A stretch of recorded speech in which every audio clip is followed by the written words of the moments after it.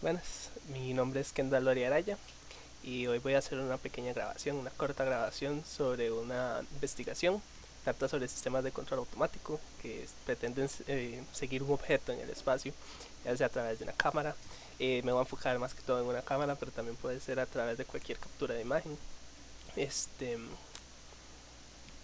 para hacer una pequeña introducción, no me voy a meter mucho con el resumen, con la introducción creo que va a ser suficiente, pero para hacer una pequeña introducción, Um, el objetivo principal, más que todo, es poder entender bien cómo funciona la rotación o el movimiento de un objeto con respecto a otro, sin importar qué es lo que tenga que seguir. Ya eso va a ser la entrada y se va a analizar dependiendo de los artículos que se revisaron para el desarrollo de esta investigación.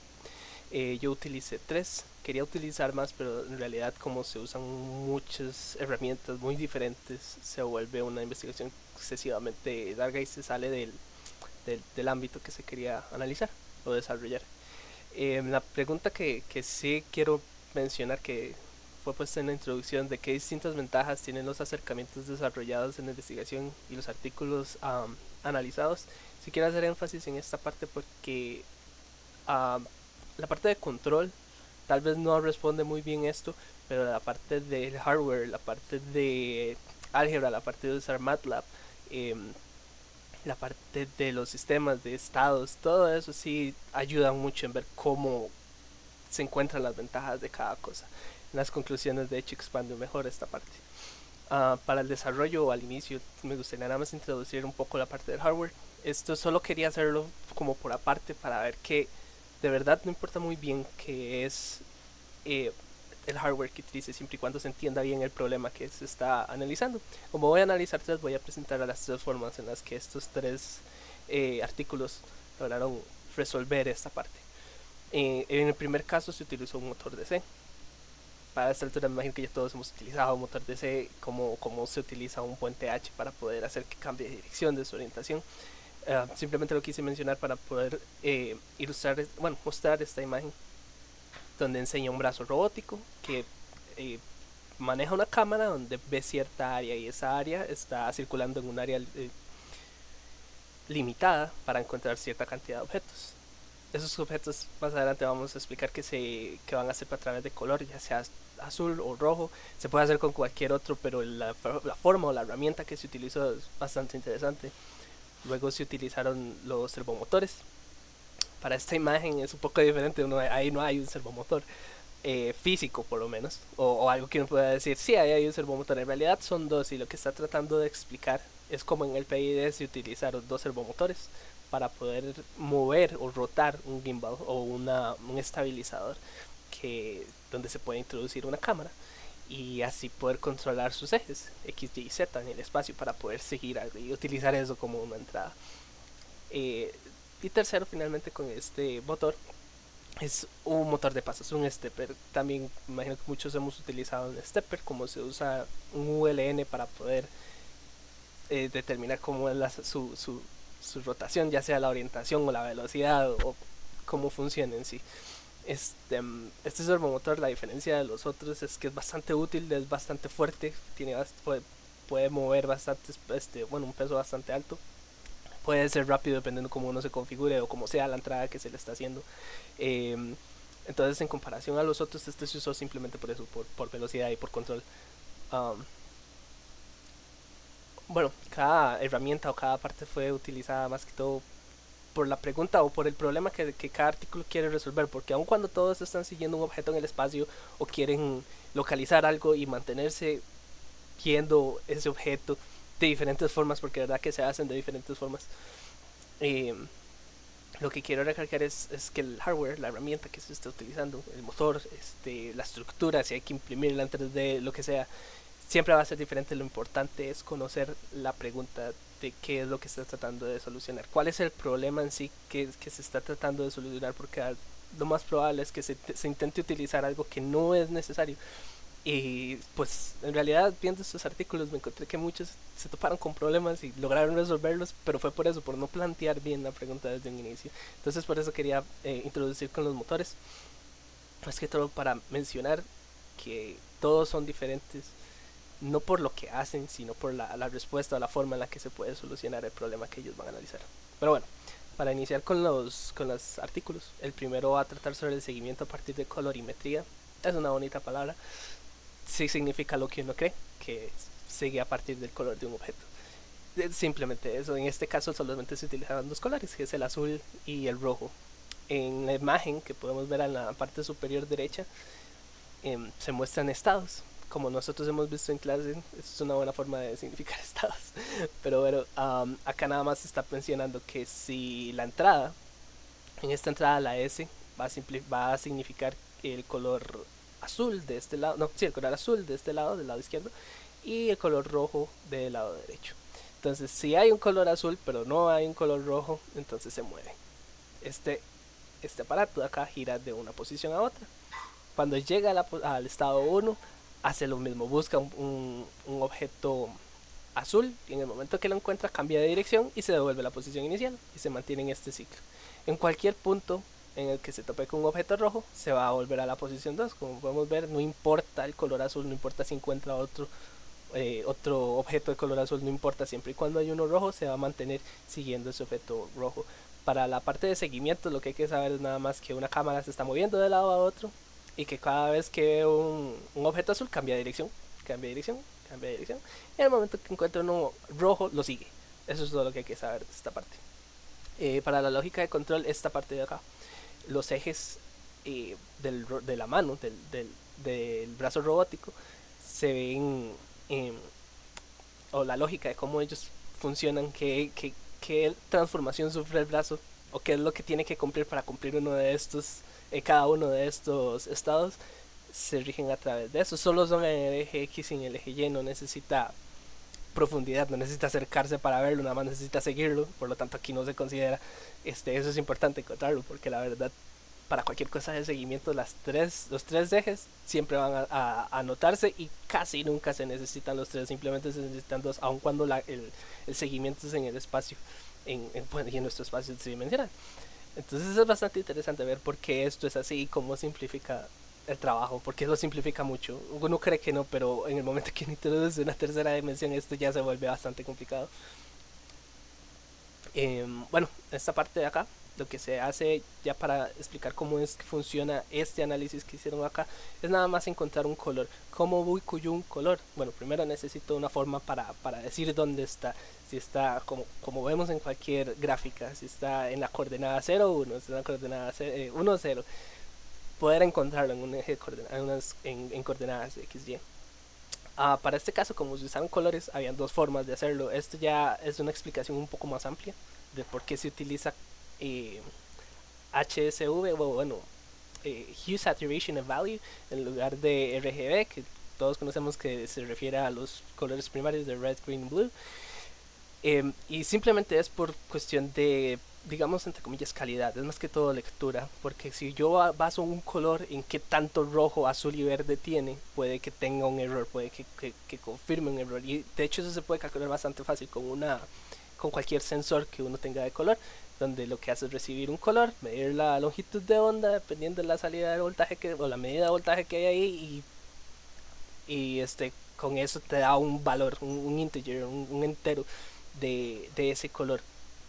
Y va a ser entre 0 y 1, como se puede ver aquí, es 0, 0, 1 es el color azul, entonces me da un vector de tres ejes, de tres ejes, 0, X, Y, Z, para encontrar un color, pero se vuelve problemático porque no hay saturación en esta parte, no hay un gris, debería estar en el centro, porque en el otro lado uno creería que si aquí está el blanco en esta esquina, el negro debería estar en el otro lado, pero no, está en el centro, todo lo demás es gris, todo lo que está dentro es gris, y eso no lo encuentra de una forma fácil, o por lo menos no lo va a determinar, entonces la cámara o la entrada a la hora de intentar verlo no puede discernir entre ciertos azules o ciertos rojos, y se vuelve un problema y da muchos errores, o puede dar muchos errores. Este sistema, para utilizarlo, se puede usar muy bien para una banda transportadora. De hecho, yo hice un proyecto con una banda transportadora y funcionaba bastante bien, donde nada más tenía que decirme que es rojo, sí, muy rojo, ok, entonces métalo en esta cajita, es azul, ok, en esta cajita es verde, en esta otra cajita, eso era todo lo que tenía que hacer, y no importaba la tonalidad de verde, rojo o azul, nada más importaba que los lograra diferenciar y escogiera la cajita correcta donde meterlo. Entonces ahí funciona, y ese no era un sistema de control automático PID, era a través de Arduino. Entonces sí funcionan bastante diferentes. En este otro caso se utilizó el Hue Saturation and Value como su reemplazo, digamos reemplazo, ambos funcionan, pero este es mejor para evitar ciertos errores, porque este sí te permite encontrar su grado de su escala de grises. Y la escala de grises es importante porque si usted tiene un gris que es verdoso, sigue siendo verde. Entonces hay que saber que sigue siendo verde y no nada más no azul, o no verde, o no rojo. Es poder diferenciarlo dependiendo de su saturación. Y es bastante interesante cómo funciona. Es un número complejo con un grado para definir su saturación. La saturación, bueno, como se puede ver aquí, es eso, qué tan cercano es de ese color, y del otro lado qué tan gris es. Simplemente, eso es todo. Luego tenemos el hue, que es ya el color puro, que tan rojo es el rojo, que sea muy rojo. Entonces, el hue lo que va a decir es, en cuanto a grados, en este grado encuentro el color azul, aquí encuentro el verde, aquí encuentro el rojo, y así va escogiendo su color y le va a poner un grado. Entonces, dependiendo de la magnitud y su ángulo, nos queda un número complejo que se puede encontrar, o se le puede designar un nombre o un rango, y ese rango se le puede decir, ok, quito todos los colores excepto el azul y el rojo, y lo que está en esos grados van a ser los dos colores con los que yo voy a trabajar. Y eso fue lo que hicieron en este proyecto. Fue bastante interesante. Y la parte del value es simplemente el brillo, qué tan claro y qué tan oscuro. Pero es importante cuando uno está viendo colores, porque el color es rebote de luz, entonces necesitas saber cuánto brillo entra, y para igual poder saber si ese color es el que yo estoy leyendo o no. Y como la luz rebota, entonces yo puedo tener, como en mi cuarto, yo ahorita tengo una luz azul, y yo soy moreno, pero me puedo ver como medio azul, es por eso. Es nada más que la luz rebota. Entonces si un detector quiere ver el color que yo poseo, que yo normalmente reflejo, no va a ver ese, va a ver el que se ve afectado alrededor mío. Bueno, a la hora de ya conseguir los colores y de determinar dónde están en el espacio, aquí se ve un corto ejemplo que la verdad es bastante claro qué es lo que hace. Donde no hay un objeto azul, no hay un objeto rojo, procesa la imagen. En un momento voy a entrar en la parte de procesar imágenes, porque también fue bastante interesante hacer la investigación sobre esto. Dice, no hay nada, no tengo que seguir nada, no tengo que escoger alguna posición con respecto a esto, entonces no hago nada. En el siguiente ejemplo hay uno azul, detectó algo azul, puso su localización en el azul y procesó la imagen para determinar, ok, no quiero nada más, solo la cosa azul que estoy buscando. Lo mismo acá. Acá de hecho es curioso ver que aquí sí hay azul, pero es porque la luz le está pegando acá, entonces sí puede ver que hay azul. Pero como este está más cerca y la luz viene de acá, entonces aquí hay una sombra y aquí no hay azul porque no lo puede ver. Esa es la parte del rebote de luces que determinan el color o que afectan mucho el color. Pero bueno, eso es nada más una observación. Y aquí está la posición Q2, que era cuando está algo rojo, que lo siga, no importa dónde se vaya, ya cuando lo consigue nada más lo sigue. Estos ejemplos de acá, de hecho aquí está una pequeña introducción de cómo es que funciona. Pero bueno, la imagen, como se puede ver, tiene mucha granulación. Eso es como cuando uno usa un osciloscopio, está viendo una onda y la onda tiene como, se ve que se está moviendo, se ve que está como dañada, que le enseñan a uno que eso es ruido en la señal. Esto es lo mismo, esta es la representación en una imagen de cómo se ve el ruido, de esta granulación que está aquí. Y pues hay formas de eliminarlo en cuanto a procesamiento de imagen, que es que si yo tengo mi objeto y lo quiero separar, lo que tomo del límite para fuera del objeto que estoy analizando, lo quiero erosionar o lo quiero disminuir, y procede a hacer este proceso, que es agarrar píxeles, dos grupos de píxeles, y restarlos entre sí. De hecho no es tan complicado como luce. Y MATLAB, no sé si este ejemplo fue hecho con MATLAB porque no lo mencionan, pero sé que MATLAB ayuda o te deja hacer este proceso. Sin embargo, se puede hacer con cualquier otro, ya que esto es simplemente una matriz de vectores a los que uno les puede poner los números, sí, valores de 0 o 1. De hecho se hizo aquí yo puedo agarrar esto, poner una matriz y decir cuáles vectores tienen, o cuáles campos en esta matriz tienen valores de 0 y 1, y si cumplen esta situación, pues que me los reste. Eso es todo. Y la dilatación es lo opuesto, nada más me agarra los píxeles y me los suman, pero eso es para poder definir bien los límites del objeto que estoy midiendo. Entonces pasa de ser algo granulado, disculpen si se ve pequeño, no tenía una mejor imagen porque era la del proyecto, quería hacer una propia, pero todavía no he instalado MATLAB y no he traveseado MATLAB, no quería meterme mucho con eso como para cometer errores, entonces no quería evitar eso y mejor usar el artículo que estoy analizando al final. Um, lo que hace acá es determinar dónde está y al final del proceso utilizar estas dos cosas, erosión y dilatación, donde se pierde, es un poco difícil de verlo, pero se pierde la granulación y se vuelve completamente negro por afuera y cerca del objeto, digamos, vamos a ver, digamos acá, cerca del objeto, esto que sigue siendo parte del objeto pero se pierde por esa misma granulación, se vuelve fija, se vuelve un límite, dice ok, este es el objeto y de ahí puedo sacar las dimensiones del objeto.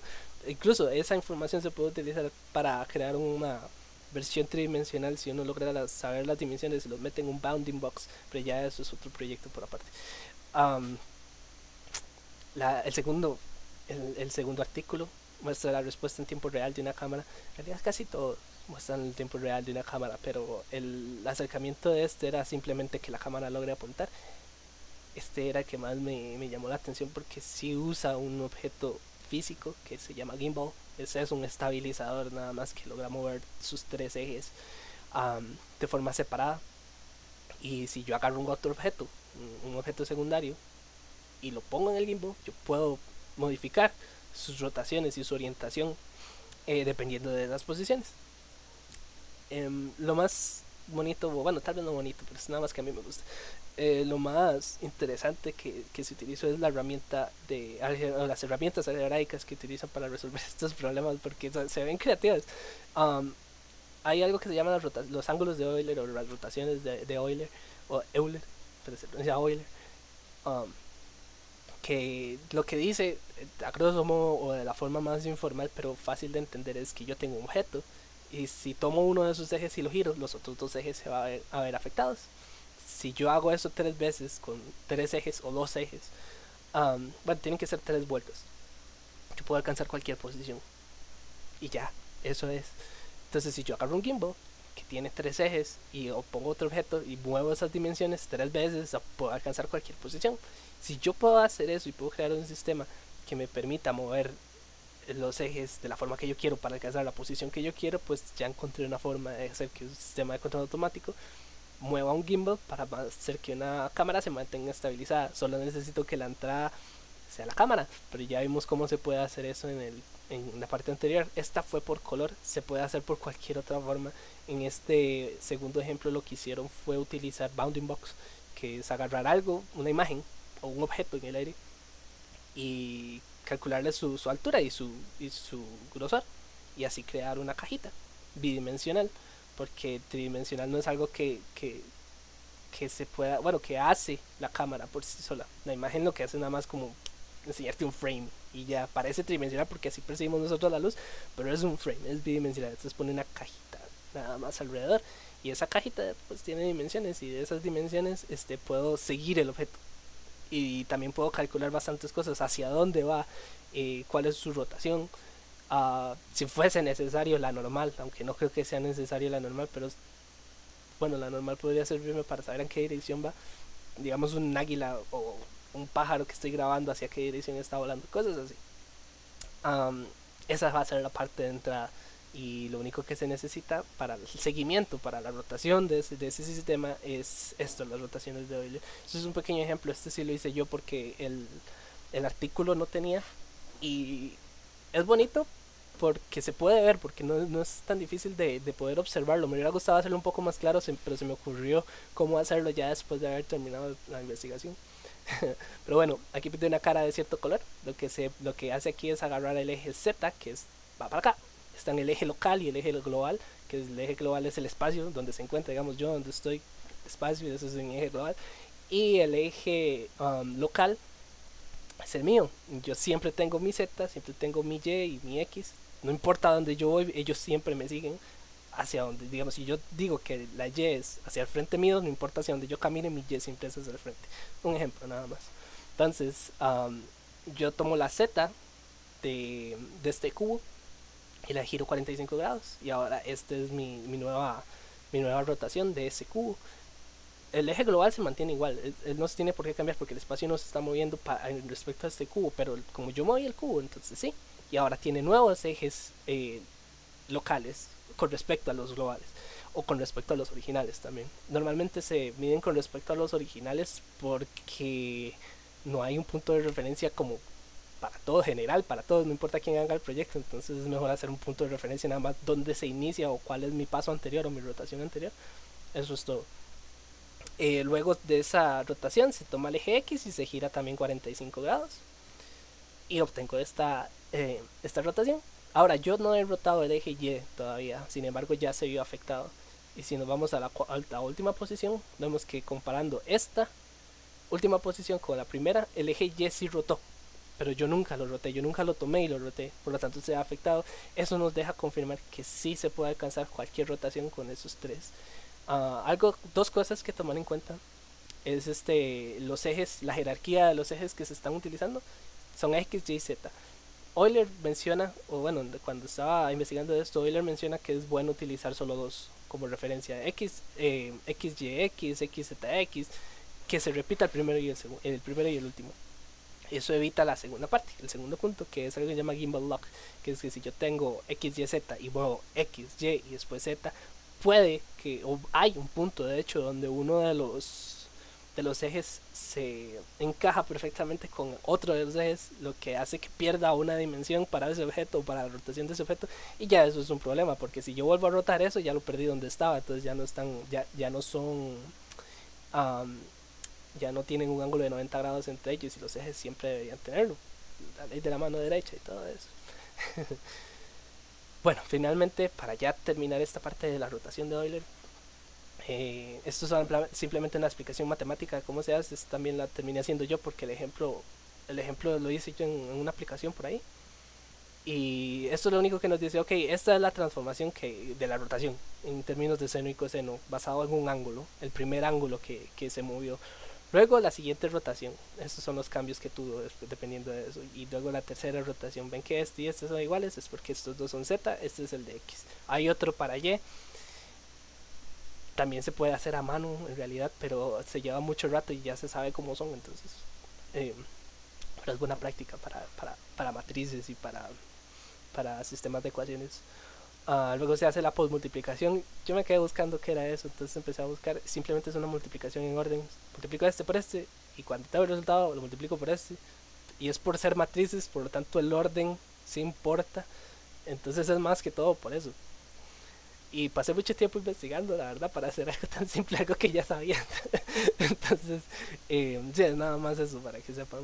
Um, Aparte de eso, se aclara el tamaño de la matriz de esta parte, es más que todo por tamaño. No me cupo, pero el resultado final es este, así se ve. Esto es lo que determina la rotación del sistema. O bueno, de un sistema que siga las rotaciones ZXZ.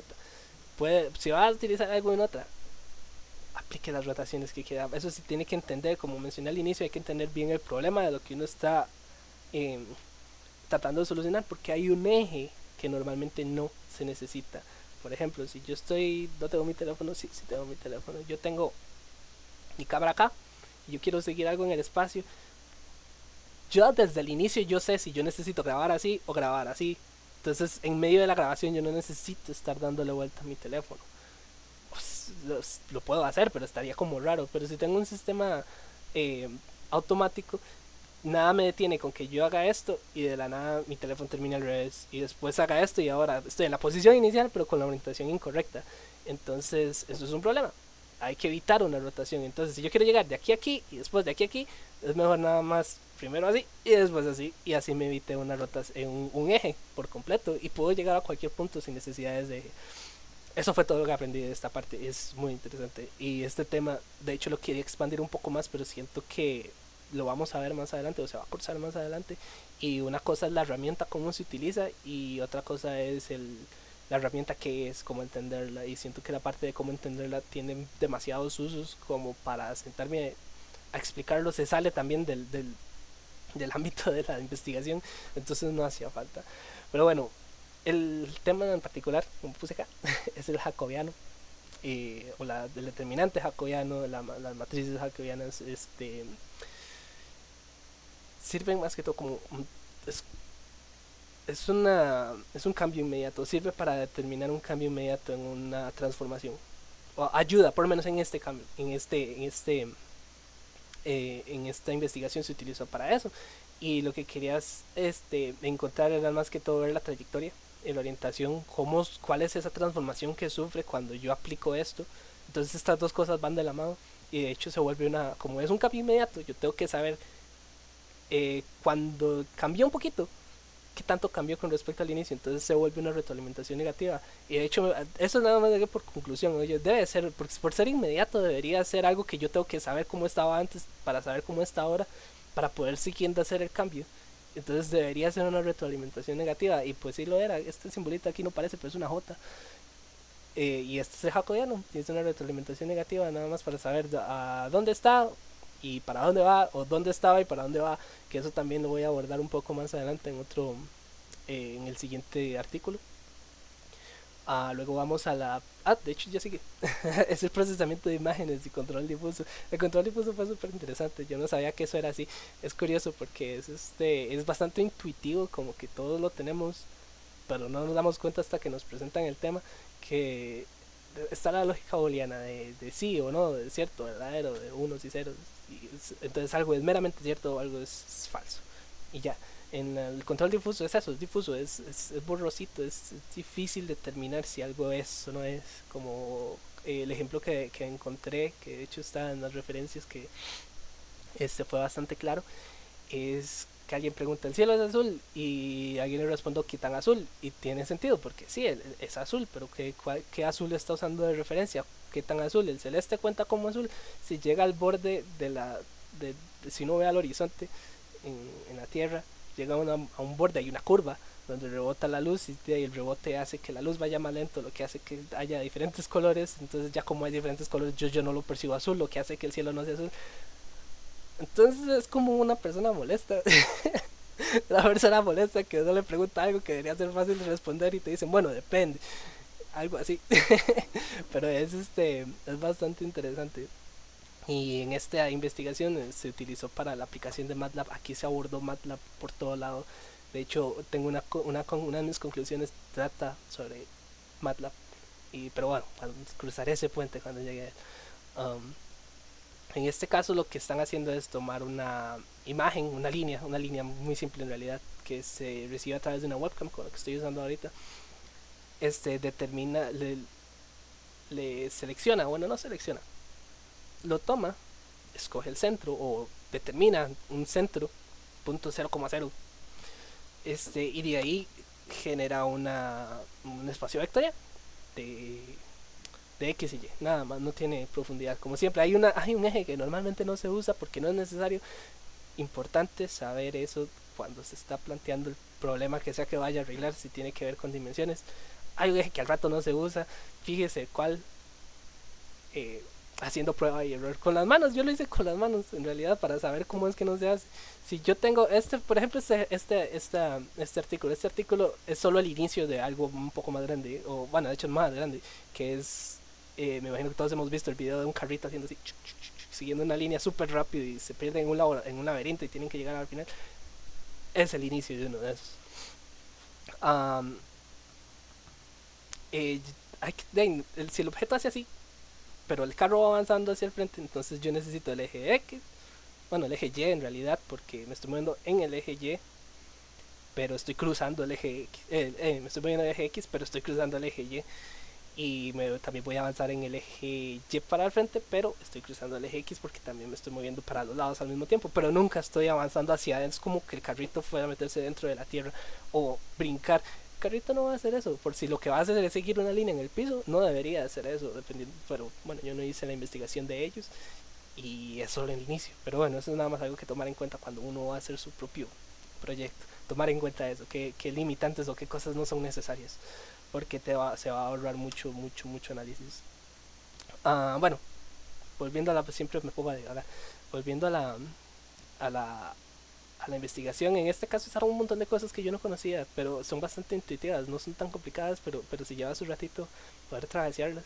Entonces, para hacerlo corto, el webcam obviamente recibe imagen con color, pero ellos lo que necesitan es una línea, entonces se pasa a través de algo que se llama un umbral para definir sus colores, negros y blancos. Entonces, si es negro es algo que está dentro, pertenece a la línea; si es blanco está fuera de la línea. Y ya, eso es todo.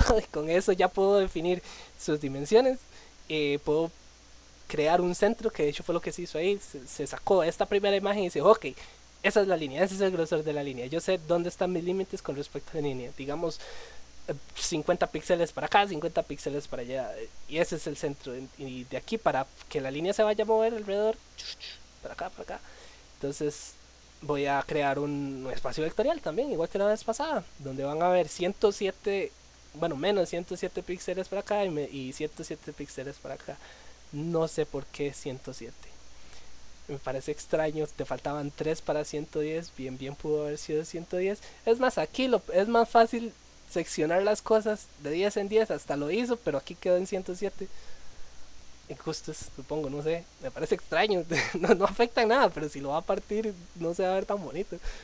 Bueno, orden, ya. Um, con ese punto, y ya sabiendo, ya conociendo el centro, y ya sabiendo que la línea se va a mover, yo puedo decir en qué vectores o en qué píxeles va a estar la línea con respecto al centro. Si está a la izquierda, no, a la izquierda, a la derecha, un poquito a la derecha, un poquito a la izquierda, y eso es lo que se hace acá. Esta es la partición, de hecho estos se llaman funciones de membresía, estos son como conjuntos o subconjuntos que dicen, ok, si cumple esto es parte de esta variable o de este subconjunto, si cumple esto es parte de este. Eso es todo, es como cumplir, como cumplir un checklist, y si lo cumplís sos parte de esa parte, de ese subconjunto, de ese conjunto. Y esta parte del tipo trapezoidal triangular es el tipo de onda que genera a la hora de ya hacer el análisis. De hecho se puede ver aquí, si está a la izquierda, si esta línea estuviera aquí, se ve, es esto, esta es la entrada que se está teniendo. Si está un poquito en el medio, es este de acá. Está en el centro, ese es nuestro punto de referencia, ya sabemos dónde está. Y si está y lo mismo pasa con la derecha. Para la salida, la salida funciona exactamente igual. Sin embargo, la salida pasa a través de un proceso que también es curioso, es como intuitivo, pero hasta que uno no lo travesea, como que no lo ve como una herramienta. Bueno, por lo menos yo no lo vi como una herramienta. Hasta ahora, hasta que lo vi aquí. Que es esto de if then, que uno lo ve en cualquier lado. Esto se ve desde programa, esto se ve en lógica, esto se ve en todo lado. Y siempre se usa para un montón de cosas. Y son súper útiles. Pero en este caso, para la parte de lógica difusa, lo que quiere es llegar a una conclusión dependiendo de varias variables, de cosas que no son muy claras. Porque una cosa es que esté a la izquierda, que cumpla esto, y otra cosa es que esté en el medio, que cumpla esto. Pero ¿qué pasa si está en el medio? No está ninguno ni el otro. ¿Cómo hago para saber? Ahí es donde la persona se pone pique a responder. Si estás a la derecha o estás un poquito a la derecha, nada más, porque yo no te veo totalmente a la derecha, algo así. Entonces, eso es lo que ayuda a la parte de la salida del if then. Lo que prácticamente dice, para explicarlo de una forma un poco informal, pero clara, es si yo estoy ahorita, no, yo vengo de un lugar, ahorita estoy en ese, ahorita estoy en este, lo que significa es que voy para aquel. Prácticamente es eso, es crear una lógica en la que yo pueda decir para dónde voy, porque si yo solo tomo en cuenta dónde estoy, yo no sé si voy o vengo. Entonces, por lo menos para esta línea, sabes que yo empiezo a analizar a partir de aquí, la cámara quiere saber si va para la izquierda o a la derecha, pero no sabe porque entre comillas, no se acuerda dónde estaba. Entonces tiene que considerar eso, dónde estaba viendo antes o dónde estaba posicionado antes para saber a dónde va. Eso es todo. Y así va a seguir la línea. Entonces pasa a través de la línea y te dice, ok, estoy en el centro, voy a empezar, me enciendo, entonces voy a la izquierda. Estaba en el centro, ahora estoy en la izquierda, voy más a la izquierda. Estaba un poco a la izquierda y ahora estoy 100% a la izquierda, ok, me tengo que volver. Y así va escogiendo. Y siento que es bastante intuitivo, de verdad, como para poder hacerlo. Uno dice, bueno, yo pongo esto en un sistema y va a poder determinar de verdad hacia dónde va. Ahora es un sistema PID, entonces es inmediato, debería ser algo continuo. ¿Qué pasa? Pues como un slope, ¿cómo se dice? Como una pendiente. Cuando uno está calculando derivadas, literalmente es eso, por eso es PID. Entonces, um, entonces sí, es más que todo eso. Me pareció muy interesante ver que de una línea se puede sacar tantos datos. Esto es nada más una representación de cómo se escoge la cantidad de reglas que necesita para cumplir esto de los if then, del if then. Esto ya no es la parte tanto de cómo resolver eso, de seguirlo. Más que todo es una ampliación para poder entender el if then. Esta es la parte formal, digamos. Ahí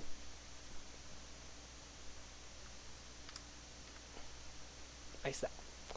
Um, nada más dice que para el número de reglas, lo que quiero obtener, tengo que usar el número de conjuntos difusos de la partición, o de las variables de entrada, eso es esto, 1, 2, 3, 4, 5, ok, 5.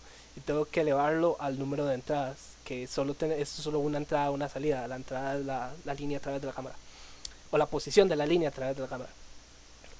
Y te da estas salidas y esto te dice eh, esa parte de si estoy acá, no, si estaba aquí y estoy aquí, para dónde voy, eso es lo que te está dando esto. Este es el tipo de control.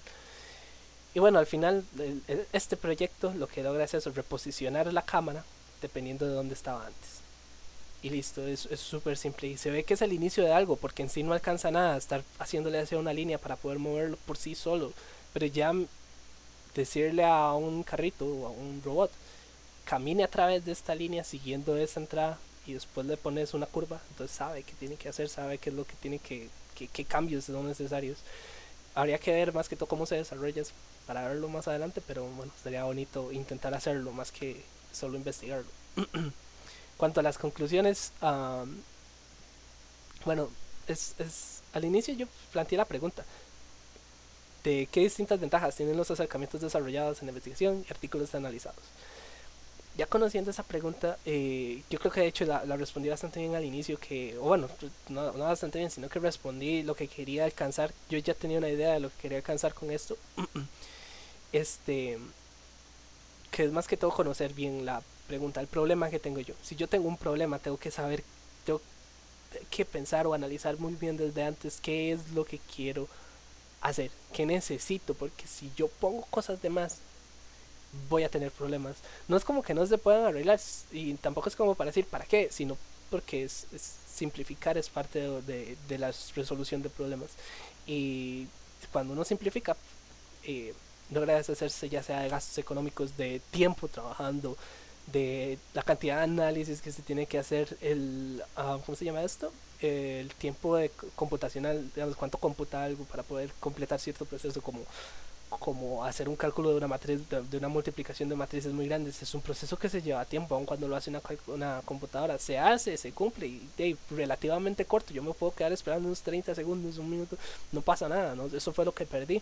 Pero si se tiene que hacer algo muchas veces por segundo, se vuelve un problema. Entonces por eso es que es necesario simplificar. Es bueno. Entonces aquí planteé nada más un poco ejemplos sobre eso. Basado en el artículo. Es necesario saber que tiene tener libertad de 360 grados en tres ejes. Normalmente no. Normalmente no es necesario tener eso. Si yo tengo una cámara de seguridad en una esquina de mi casa y yo necesito que cuide la entrada, probablemente no tiene que girar más de 60 grados para poder ver todo, porque una cosa es la posición de la cámara y otra cosa es la periferia que puede ver. Entonces es eso, ¿sabes? Tener esa información, analizar esa información antes de proceder a hacer el proyecto.